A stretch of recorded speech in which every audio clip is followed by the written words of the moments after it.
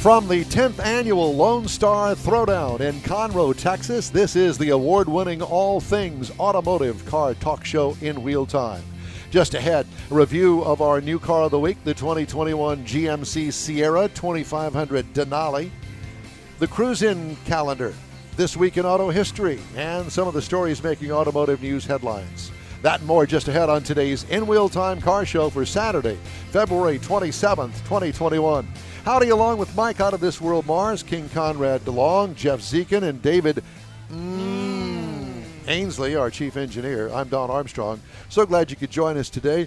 And in our remote studio out here at the Montgomery County Fairgrounds, the home of the 10th annual Lone Star Throwdown, Mr. Lonnie Ford, and it's good to have you with us. Thanks for staying with us. Glad to be here. Yeah. It's great to have you with us for the entire show. Yeah, I usually don't get to do this, so this is really fun to get to do it. Here comes one of my all-time favorites. We love it. Love that. We love it, man. It's a real early K5. Yeah, that is the bomb. Because there's no door frames on that. And does it really have a 396 in it, or did you just put the sticker on there? No, it could. Wow, I was not. So was it what, a 67, 8, 67? 70, 71. That body style is 71, 72-ish. I don't know. I can't tell. But the top is gone, which is a rarity because taking that top off is a real pain and it's real heavy. Oh, and putting it back on without it leaking is pretty difficult as well. Yeah, but at least it was a one of a kind, a first actually for General Motors. The when K5 it came to that. Blazer like that. Yep. Absolutely.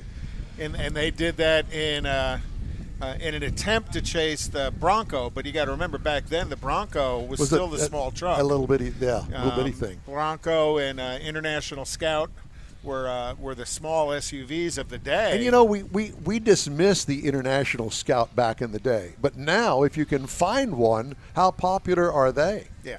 We'd love to have one of those. And expensive. And expensive because they're all rusted out if they're still available. Yeah. Yeah, and the guys that have put all that time and money getting rid of the rust and restoring the thing ain't going to let it go cheap. Heck no, I wouldn't either. Kind of goes along with that Bronco that was kind of in those same years. Yep. It's real popular. The early Broncos. Expensive. Yeah. Yes. And there's a huge following for the early Broncos. Oh, yeah. And I guess what most people don't really understand is back in the day, rust was a huge, huge issue. And not only just in those, but in every car. I remember the original 240Z. Oh, my God. You couldn't keep the rust away from them. And we're talking about Houston, Texas cars. And it wasn't until like the mid-'80s where they started using a lot of galvanized steel on vehicles. So that's part of the problem. You think about an original Scout or an original Bronco, you left the roof off of it most of the time, and if it rained, and you drilled holes in the floor to let the water drain out. And that's, until it rusted, and then you just kind of let the rust holes work. Yes, I have a friend of mine, Mike, the pilot that I work with. He's got his dad's Nissan B 2000. Yeah, something like that. Right. Oh, my, it's never left Houston, Texas, and it's got rust holes all across the top of the fenders. Just the way that it was. And they probably make replacement parts for it. Somebody does. I'm sure that they do, but still, I mean, what a shame. Today you wouldn't find that. Matter of fact, it would put a manufacturer out of business if that were a problem today. Well, it didn't affect Chevrolet when you look at all those trucks and vans that the white paint just peels off of them. Yeah. It gives you an opportunity to buy one cheap and make a hot rod out of it. Yeah. Oh, yeah. Yeah, absolutely. I mean, all I can think of comes to mind is the Chevy van with all of the paint problems that they had with it from the factory. Yeah, look at mine. 3-4 years later, and the paint's peeling off of it. Oh, so I see that you found a guest. Jeff, is this the pink truck? No, nope. This is. Tell them what it is. Tell them what you want. Sammy Jo Andrew. Okay. And she's out here with her truck. It's an '86. Yes, sir. Dropped square box. And that's as far as I'm going to go, and I'm going to let her tell you about it. Well, tell us about your truck. It's an 86 stepside square body. It's on air. Body drops. Oh, cool. Now, did you bring this knowledge to the truck? Or how did that work for you? My husband, we've been doing this for, this is 10 years. Okay. This was our first show, LST 2012. Were you into cars and trucks before you met your husband? I was. So You my were? mom was a wrench turner and liked anything fast and loud, but I was a muscle truck girl. He's a mini truck guy. Gotcha. So 90s, he's got a 2-door Pathfinder that we're building. Oh, wow. We came 10 years ago in his '04 Silverado bagged. So, And I fell in love with the show scene. so how did you, when you were 5, 10 years old, how did you get looking at trucks and go, when I get old enough to have a truck, that's what I'm going to have? I actually want a Chevelle, so that's been my dream car since I was 5. But my father-in-law had an '86 square body that I wanted something bagged. I have a laundry list, so everybody has a bucket list. Sure. I have a bucket list with cars. Yeah. So my husband does too. But you're so knowledgeable about this. He's taught me everything. I went to school to be a lawyer, so didn't become a lawyer, but So what do you do for a living? behavior specialist. Okay. So I work with at-risk kids, Okay. trying to teach them not to be jerks. So to be so at risk. Yes, and teach their parents too. See, So what do you have a degree in? My bachelor's is criminal justice psychology, and I am a special ed teacher, so I'm Okay. certified in that too. Well, thanks for that. That's a Yes. Yes. pretty honorable task as a special ed teacher. We know. Teacher, period. And then you go a step further. I have Yeah, a daughter that is a counseling psychology degree, Yes. so similar to what you Takes a have. special- Yeah. This is my release. This is my escape. Yeah. This is when you get to unplug from everything and enjoy cool Yeah. stuff. Now, do you get out there and wrench on the cars too? I do. Everything we've done besides the interior and the little bit of paint I've done. We did the LS swap together. We bagged it together. He welds. I'm a parts girl and hold stuff, and why do we do this? So everything I wanted to know why we were doing what we were doing. Well, I mean, that's how I got going. I watched my dad do all that stuff. And so I asked all the questions, and I've just found it fascinating, and I loved doing the work and turning the wrenches and holding the flashlight or hold this part or hold that up there, do whatever. Yes. And that, so we've got that similarity as well. Now, do you live in the Houston area? No, we're from Central Texas. Central Texas. Yes. Hill Country? Yes, we're halfway between Austin and Dallas on 35. Okay, very nice. Waco area? Yeah, Temple, so a little bit Okay. south of that. Yeah. So is this your first show here? No. No, she just said they started in 2012. Oh, okay. LST So was this our is first together. No, I got you. So this is kind of a yearly sabbatical for you guys. It is. Yeah. So and what do you have currently? Did you bring something here? Yes, so I have my '86 square body with me. Okay. It's halfway Did you painted. drive it here? Yes, sir. You drove it here. Yes. Okay. And what kind of changes, modifications have you done to it? So we Did you LS stop swapped playing it. footsie with me? I see it under there. Kind of weird. He wants me. God. We LS swapped it together in our garage.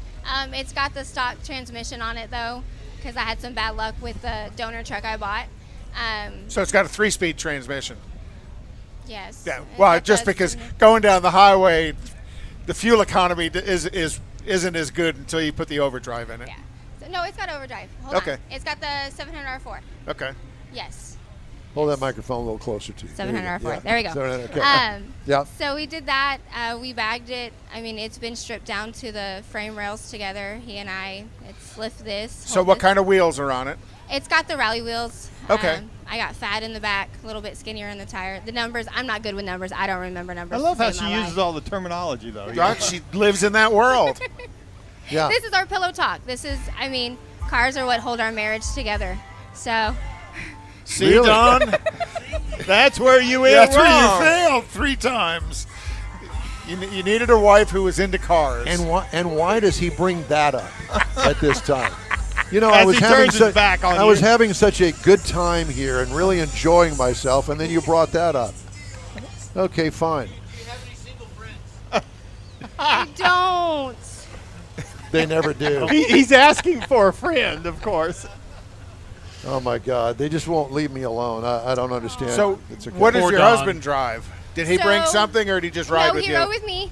It was so sweet. He was doing a bunch of the last minute oil change and stuff to earn his ride. It was adorable. To earn his ride. That's what he told me. To have permission to ride with you? He says I just sit pretty. We just got an 90 80. Shit, he's got a 2-door Pathfinder. Okay. No, we just got. We had the 04 Silverado that was his. We gave it to our soon-to-be 18-year-old son, who traded it for his 96 hardbody. So it's in the family. Our son's name is Chevelle, and he already wants a Chevelle. Your son's name is Chevelle. Yes. What year model Chevelle do you want? a Chevelle really, really bad. He just wants any Chevelle. Okay. Do they call him Chevy for short? We do, yes. Yeah, good. Yes. Yeah. Yes. And all the kids want to chase him around? Yeah. Oh, Right. he makes the car noises. He does burnouts when he runs. And So they does race. Don. Yeah, I was doing that earlier. As Yeah, a matter you of were. fact, you missed it. Oh, man. Sorry. So are you actually showing the truck here? Yes. You are. Have you already taken been- it through judging? Yes, I did. I usually don't get judged, but my friend did an amazing job on the roof that he painted. It's got the flaked out lowrider pattern style on it. Oh, wow. And it for LST. And so I was like, let me go see what she can do. Nice. I come for the fun of it. I don't come for the trophies. I come to see everybody else's awesome stuff. That's what we do. We come to look at all the Yes. Yeah, the new idea. I mean, all the variety you get to Yes. see here. and you know, I have to tell you that I've always liked that style wheel. I don't know why. There's just something that's attractive to me about that wheel. I like it. Right on. Yeah, exactly. Nice truck too, but I like the wheels particularly. Yeah. Sorry, I just had to divert there and go that route. We've been induced into the Wheel world. We talked to the guy from American Force. So he's got us looking at every set of wheels going by to see which ones are American Force wheels and then which ones we like. And I didn't go crazy on my wheels. And everybody's like, so what are you going to put on them? Those. I just want them powder coated to look better. And there's nothing wrong with that. There's nothing wrong with that. Yeah. You know, But you said you did go to a wider wheel in the back, Yes. though they're still stock looking. Yes. So that's a pretty But they're the custom touch, Corvette though. Rally wheels on it, yeah. like it. There's nothing wrong with that, especially when you say the word Corvette. It's He's a Corvette guy. I'm a Corvette Oh, guy. nice. Yeah. See, we just became best friends. Yes, exactly. Well, listen, we really appreciate you stopping by. It's a pleasure you. to That talk was to awesome. you. So Great to talk when to you get in your truck and drive around, drive by and honk at us and let us. I'm right here, so you'll see Okay, me. cool. All right. I've got a brown and gray and pink and purple. It's all kinds of colors. We'll look forward to it. Thanks again. We really Thank you appreciate you guys. stopping This by. was awesome. Thank you. So, Lonnie, Yes, sir. I've noticed that the traffic has picked up in front here. Well, us. it's 10 o'clock, 10:15. Yeah. People are getting up from their late night partying and And getting everything out. Starting else to and move. getting out. Yeah, starting to blood's move. starting to flow. Do they have these kind of like parking lot? I wouldn't call them parties, but parking lot get-togethers in the hotels and stuff around here. Yeah, for most this of your event? hotels are going to be packed with people, but they PSE does a Truckin' Thursday. So on Thursday, they all meet at a location, and they have like a car meet in the parking lot. And they'll do this one is I believe it was at a bowling alley. So they'll go in, party, drink, eat, and bowl. And Do they do that every Thursday or just Thursday here? Thursday before LST. LST, It's okay. It's like all the, about pre-party. LST. Yeah. Yeah. Okay. Okay. Cool. And there's tons of shops. Some of the shops open up, at night after the show and stuff like that, and have like little parties. So did their that shops and did stuff not like that. start with the very first LST? Did No, it? it just grew just like the show did. Sure. Because I mean that's It's a to me growth that thing. because sooner or later somebody's going to come along and say, you know what, why don't we just put together a little thing for a couple of dozen people, friends of ours that are going to be showing here, and then that continues to grow and grow and Expand grow. and expand. Yeah. And turns out to what it is now. Yep.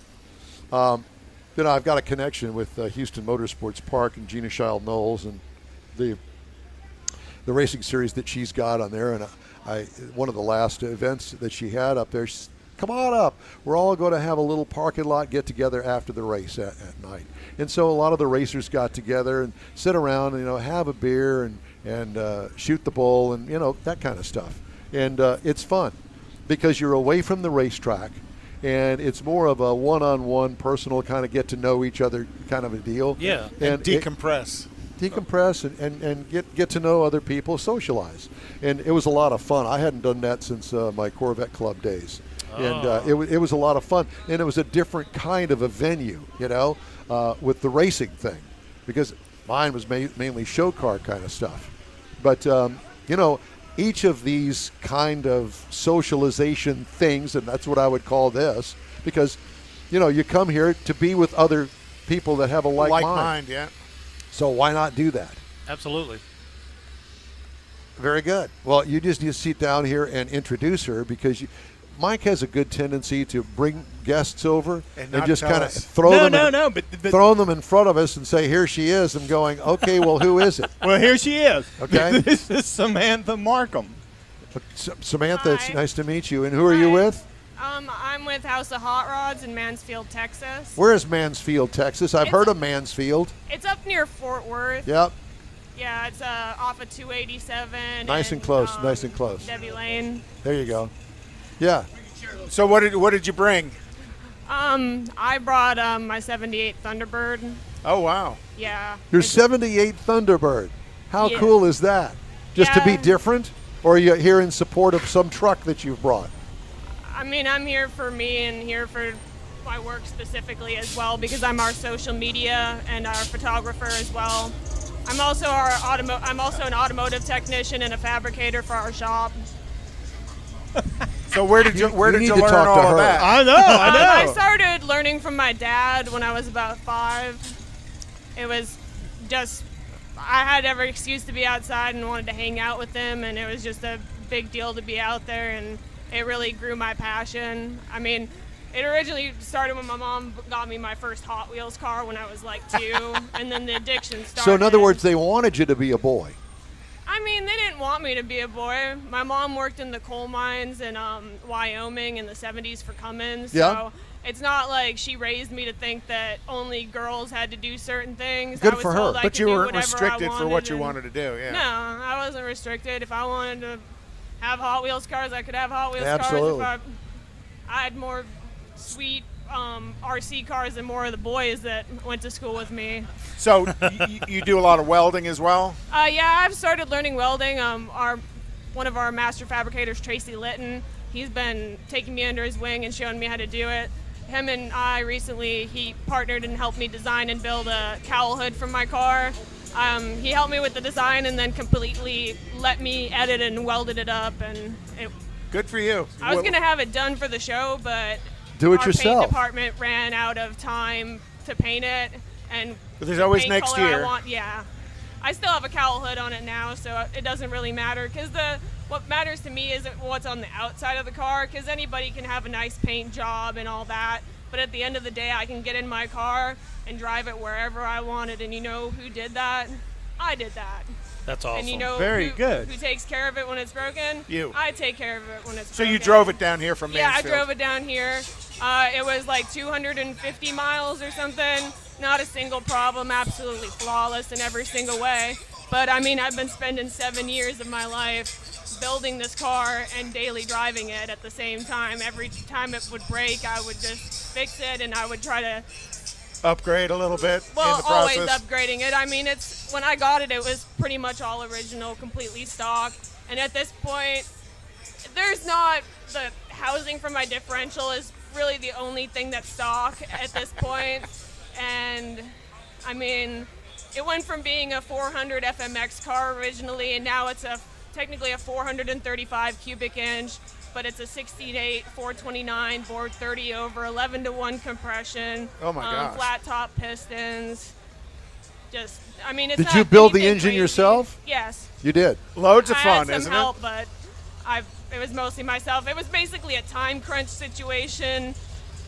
It was my only reliable vehicle, and the engine blew up. And at the time, I was building a 557 cubic inch big block Ford for it. But when that blew up, I had to just like scrap that, buy a Pick complete something that engine worked, right? transmission, and then that ended up being a whole situation, because 7 out of 8 cylinders, all the wrist pins were seized up, and then it was like, okay, now I got to get pistons, and it was like, oh, now I got to do the heads, and then it's like, well, if I'm Yeah, going to where do do you that, I got to stop? do Yeah. cams, so I just put a little stage 2 RV cam, nothing crazy. It's got a little bit of a load, but it's got good fuel economy. In town, I get about 12 miles to the gallon, and then highway, I got 21 and a half coming down here. That's not bad at all with good. 400 plus cubes. Oh Cubic yeah, inches. 11-to-1 compression and everything, and it's got Holly Sniper fuel injection, Hyperspark. ignition system on it, so the Sniper completely controls the fuel injection, it controls my fans, it controls the ignition timing, so I never have to take and adjust the distributor. All I have to do is crack the bolt on it, and it's all good. And, I just got to adjust it on the thing, and, it's that's what you want for a driver. All of y'all's manhood is going like I this know, right I now know. because she is talking. I'm slinking slower under the It table. starts flawlessly. It was negative temperatures last week, and I'd go outside and start it flawlessly, but I can't take all the credit for that because I didn't tune it. Mad Science Motorsports in Houston tuned it for me remotely. Adam Langley, he's an awesome dude, also a veteran, so props to him for serving our country and being awesome. Well, and that's quite a difference. I grew up in the carburetor era where, you got to pump 2 times and pray that it starts and the choke works. Fuel injection is just the only choice for today's performance cars. I lived the carb life for several years. I remember being 18 when I first got the car and had a 2150 Motorcraft 2-barrel on it. Oh. And, man, that thing was a nightmare because I'm from Upper Michigan originally. I grew up in a town called Atlantic Mine, Michigan. It's outside of Houghton, Michigan. Really small area. It's a town of less than 1,300 people. Well, 13,000 people, so it's not a lot of people. And we get a lot of snow and a lot of negative temperatures. Like the coldest I've ever felt was negative 45 degrees. Oh, gosh. Yeah. And, anything past, like, negative 12. Aren't you glad you're in Texas, young lady? In the summers, not so much because I don't have air conditioning, but, race car. Yeah, but you can fix that. There's a place called Vintage Air sitting right over there. I could do it myself, but I don't want to drive anything but my car. I've been driving that car since I was 18 years old. That was when my mom, when she bought me a car, she wanted to get me something that would last my entire life and that I could build and it would help me grow my career. And you know what? It did. That car has got me featured in Hot Rod magazine. They did an online feature on me. It's called Women Powered Wednesday on their website. Oh, cool. I've been featured for Speed Girls. I've been featured in The Drive. And thank you guys for having me on this podcast because it's pretty cool. It's the third one I've done, which is awesome. But we're glad to have you on. We want to support the what's going on here at LST. Absolutely. And bringing the variety of people that come to the show. You being part of it. I did not. No. Hi, Lonnie. How you doing? I'm half of what puts us on. Me and Todd, which we call him Radar. He's the other half of the show. Well, so we started it in 2012, and it's turned out to be a monster. A monster, a shit show. Yeah, Justin Harrell, he's our one of our fabricators at our shop, and he helped convince us to come down here. Good deal. I work at House of Hot Rods, and we brought some competition here. Absolutely. With our 64 D200 dually. It's hard to beat Lunchwagon. Yeah. At car shows, have y'all seen that thing? No, you need to go and see it. Like, everybody needs to go see that truck because it's over there at the back of the American Forest Pavilion, right outside the door. Like, as soon as you see it, there's a crowd of people, and then we got a flagpole with an American flag and an HOH on the top. You can't miss it. So you can go down there, make get sure some we stop free by and take koozies and all that. And what year is that thing? It's a 64. Yeah, 64 crew cab dually. Yeah, crew cab dually. It was originally a logging truck in Washington. It was super beat up when they got it. It was yellow. Like, if you look at the pictures of it, it's hard to believe it's the same truck. We will definitely stop by and see Paul it. Vaughn built it. And then we also have Chev Par, our 55, 56, 57, 58, 59 Chevy truck that's back there. It's a teal color, 426 Hemi, 727 automatic transmission.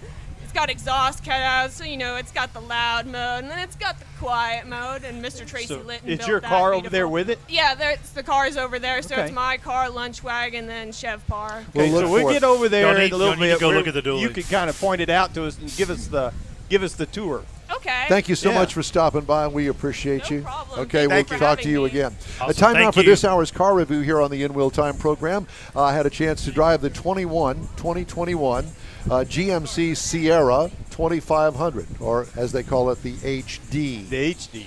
Available trim levels include the Sierra, the SLE, the SLT, the AT4, and the Denali. I had the Denali 2500 four-wheel drive crew cab, 3/4-ton pickup truck, and the government classifies this as a standard pickup truck. Seats up to 6 passengers if you get the bench seat in the front. Who does that? Exterior changes, well, it was all new in 2020. Exterior features include as big as a Greyhound bus. Almost. That was my first comment here. A huge squared-off chrome grille on this thing. Big hood with vents. I mean, to stand in front of it, oh my gosh, to stand in front of the thing, the hood, that thing is absolutely awesome. It's a caterpillar. It has the hood is almost. That is just crazy. The hood is at my head height, almost. Massive wheel openings, huge retractable side view mirrors. What I liked about it, that new multi-pro tailgate, it is the bomb. And at this trim level, that comes with the multi-pro tailgate. Yeah, okay. It could use some retractable side steps. Are they available? I don't know. So I don't know how.